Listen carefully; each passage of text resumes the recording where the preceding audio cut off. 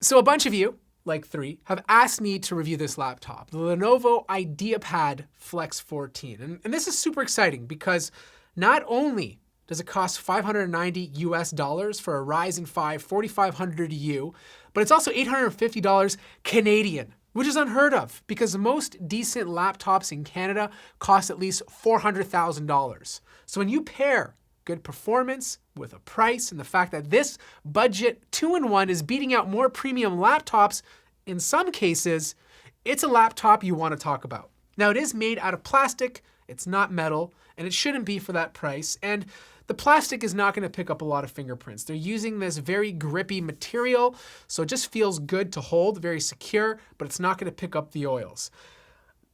Display, there's a bit of flex when you open it up, but very typical for a 2-in-1. Of course, you can flip it 360 degrees right on the display if you want to buy the optional pen.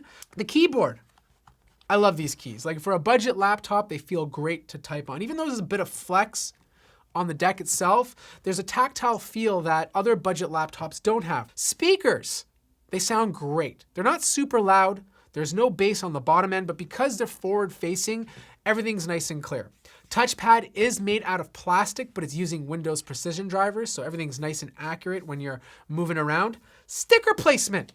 This is one area that Intel's investing a lot of money into, where AMD's kind of falling behind because the stickers between the 4000 series and the Radeon graphics is crooked.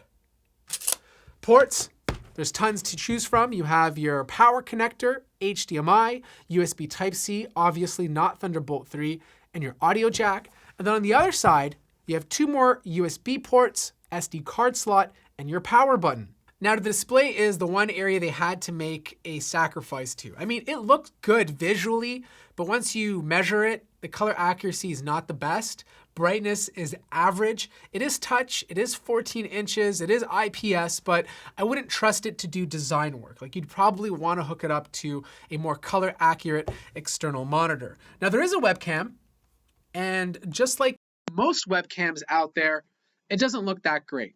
But you do have a think shutter on top to turn it off if you want to use its privacy features. There's no Windows Hello for facial recognition, but you do have a fingerprint scanner on the deck of the laptop. Internally, not much is upgradable. The only thing you can technically swap out is the Wi-Fi card and the M2 NVMe SSD, which gets pretty good read and write speeds. The RAM is completely soldered on to the motherboard. So whatever model you buy, I think most on the Lenovo website only have 8.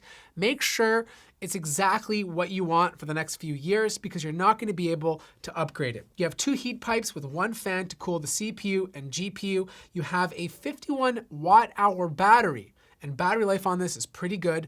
9 hours and 13 minutes using the intelligent cooling profile before needing to charge. Now, there's probably some of you out there thinking that this laptop is not going to perform well, especially at $590, but by God, you are absolutely wrong, especially the fact that it was beating out really expensive Intel Ultrabooks for half the cost. Same if you're a developer, like if you're compiling code and you're basically using the CPU mostly, you're gonna love this thing. It does such a great job.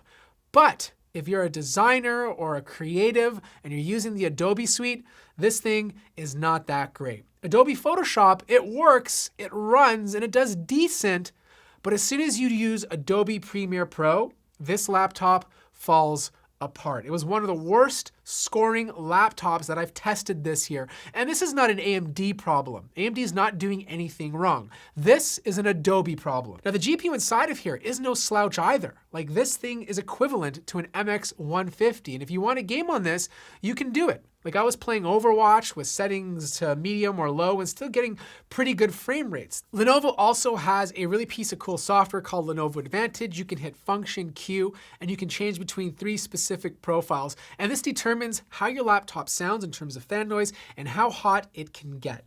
If you leave it on intelligent cooling, the hottest it will get is around 85 to 90 degrees Celsius if it's performing under full load. This means fan noise will be between 40 and 43 decibels.